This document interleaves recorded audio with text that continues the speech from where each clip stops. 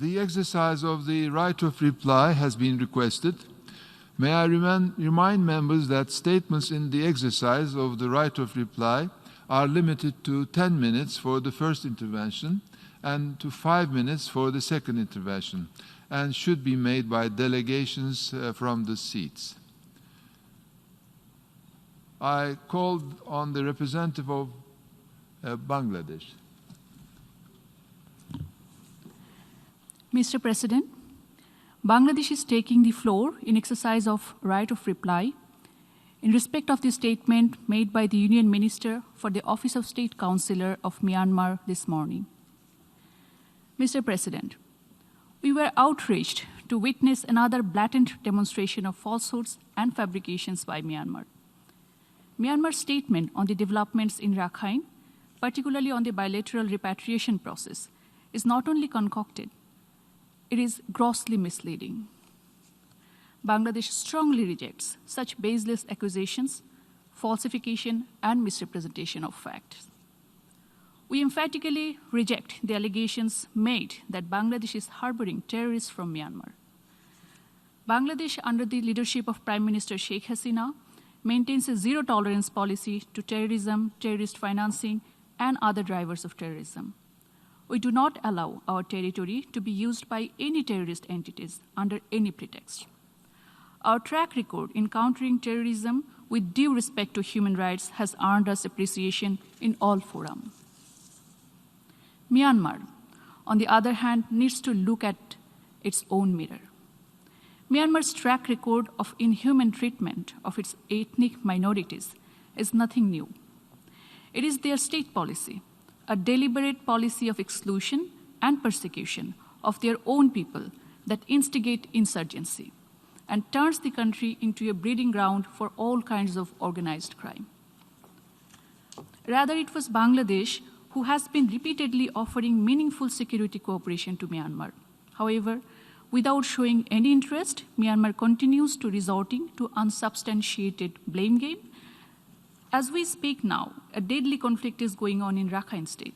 Despite the global call for ceasefire by the UN Secretary General, Myanmar has deliberately kept Rakhine State out of the purview of the ceasefire in order to implement its genocidal campaign against its own people, the Rohingyas. Bangladesh was one of the first countries to join the global ceasefire call. Mr. President, now let me turn to the issue of repatriation. First of all, the Rohingya issue is not a bilateral issue. It is Myanmar's internal problem. As my Prime Minister reiterated in this August Assembly earlier this week, the Rohingya problem has originated in Myanmar and its solution lies in Myanmar. By virtue of being Myanmar's neighbor, we have become victims of their internal policies and actions, resulting in over 1 million of their nationals taking shelter in our land. We have been persistently calling for resolving this protracted problem through dialogue. It was in good faith that we entered into bilateral agreements with Myanmar. But it appears that Myanmar has no intention to live up its side of the agreement yet, and instead resort to distorting history and facts to justify their genocidal acts. The unsubstantiated claims and undue accusations made against Bangladesh today by Myanmar's esteemed minister was done to avoid their own obligations for the repatriation and reintegration of the forcibly displaced Rohingyas in safety and dignity. Obviously, the conditions are so bad that not a single Rohingya has agreed to return voluntarily. The international community and the UN agencies are witness to that. We call upon Myanmar to open up Rakhine State to the international organizations, to the UN, media, and the member states to observe the situation on the ground. Mr. President, it is not unknown to anyone in this forum, after the extensive hearing in the International Court of Justice in December 2019, what caused the forced displacement of the Rohingyas from Myanmar. During the hearing, Myanmar's efforts to downplay the magnitude of the atrocities were witnessed by the whole world. The world saw in utmost dismay how Myanmar's state councillor refrained herself from referring to these persecuted people even as Rohingyas, except on one occasion. Today, 1.1 million Rohingyas are sheltered in Bangladesh. These Myanmar nationals fled for their lives in the face of carnage unleashed by Myanmar Junta in August 2017 in the name of clearance operations.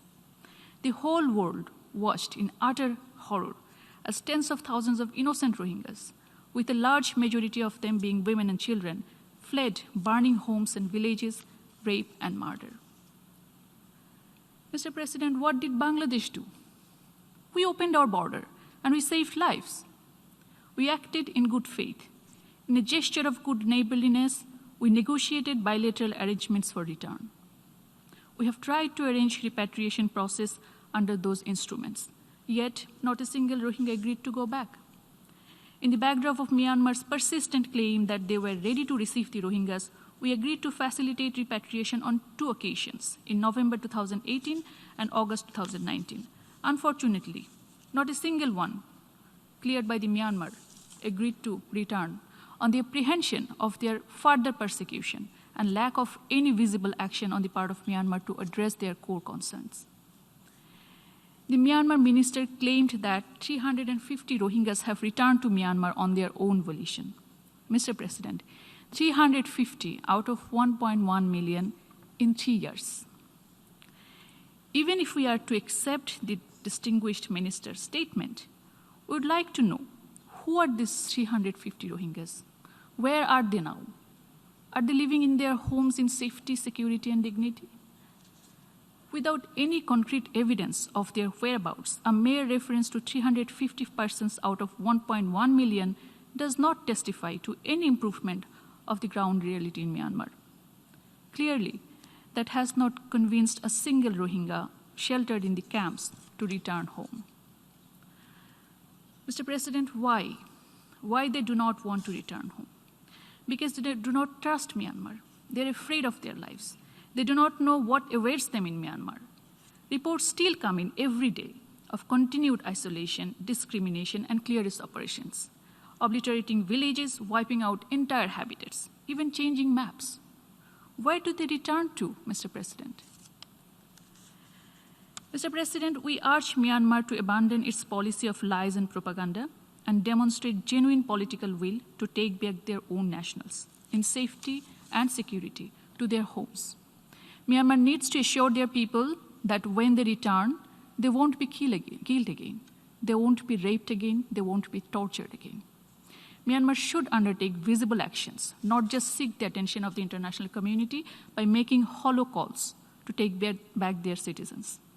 Myanmar must address the real causes that are preventing the displaced Rohingya from going back voluntarily, and not go on a charade of falsehoods and shifting the blame and onus on its neighbors. It is not Bangladesh's responsibility to keep bearing Myanmar's burden again and again.